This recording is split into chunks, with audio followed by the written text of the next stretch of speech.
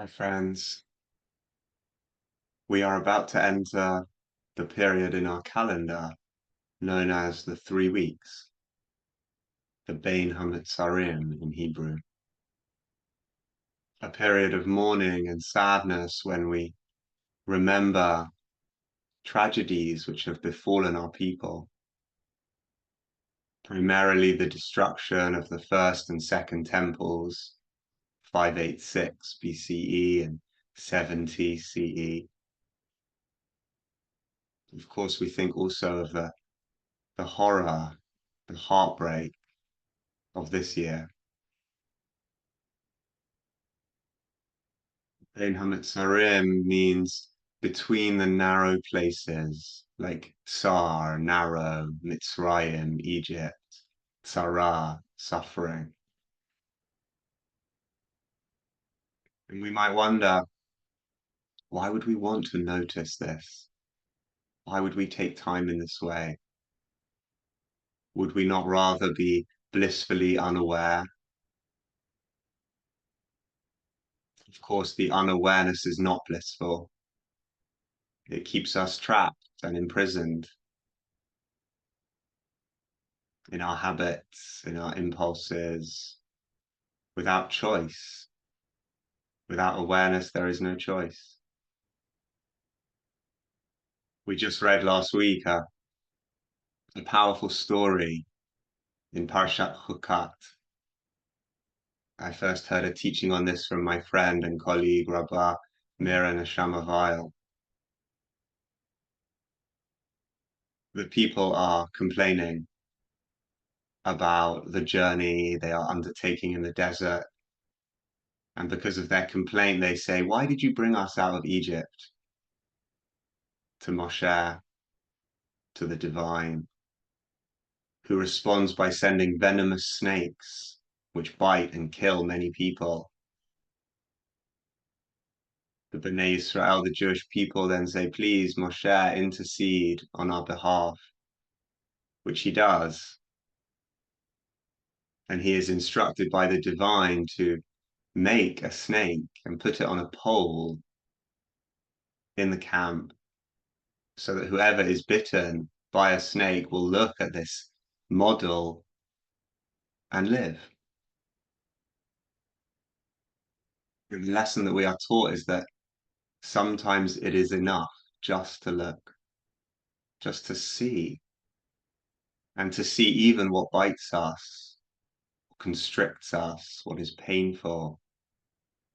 Sometimes just to allow it into awareness is already doing something.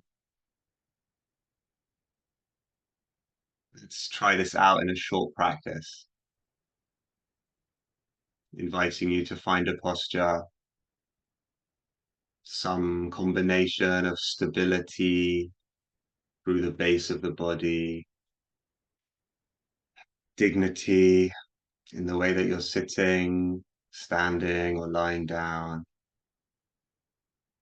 and also ease. And maybe you find it supportive to have a particular region of your experience in the foreground to give attention to orient by, to keep returning to the sensations of the breath, the sensations in the hands, the contact of the body with the ground. Any of these or something else could be your focus. Even lightly, even just something that you'll feel somewhat oriented by, anchored by, that you'll keep coming back to when you're not sure where else to turn.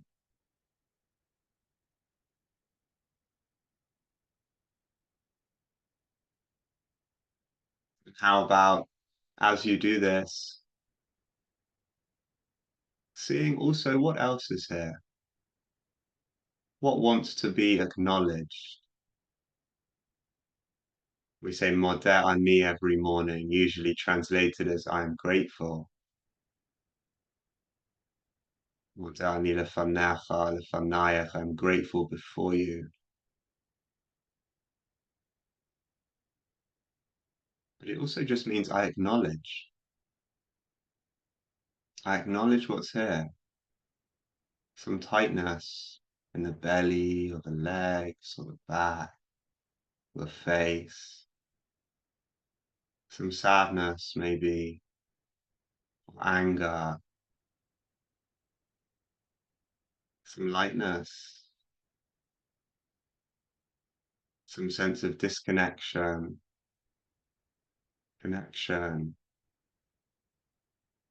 uncertainty, clarity. How is it just to see what's here? Sensations that are unpleasant, sensations that are neutral,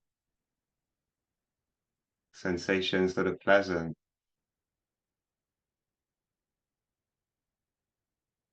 thoughts moving through the field of awareness, sometimes more quickly, sometimes more slowly, words or images.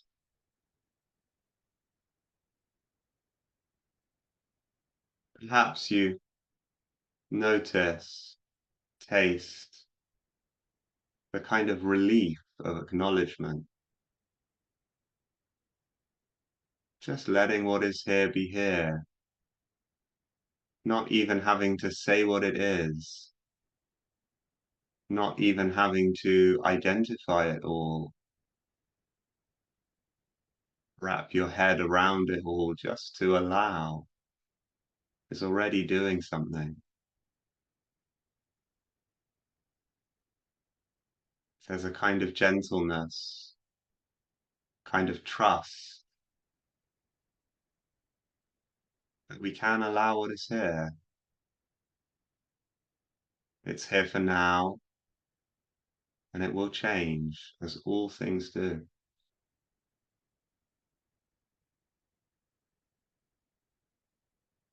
So oriented and grounded by any focus that you've chosen, let's take about half a minute more to practice modernity, practice acknowledging, allowing what is here to be here, and letting that be enough for now.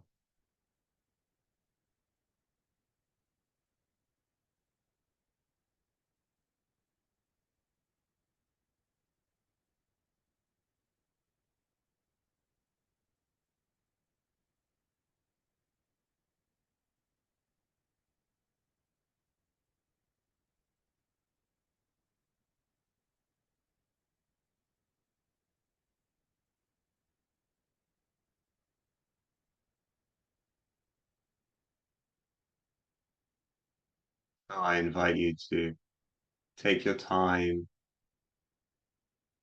coming out of this practice and into what's next, whatever that may be for you. Maybe this is the lesson of the Bein HaMitzarim, the 3 weeks. Sometimes it's enough just to let it be here. Maybe we can trust that without always having to see what comes next, quite how it will transform or heal. Just to allow, just to acknowledge. Wishing you 3 weeks of meaning and steadiness and ease and acknowledgement and allowing, and please God, peace.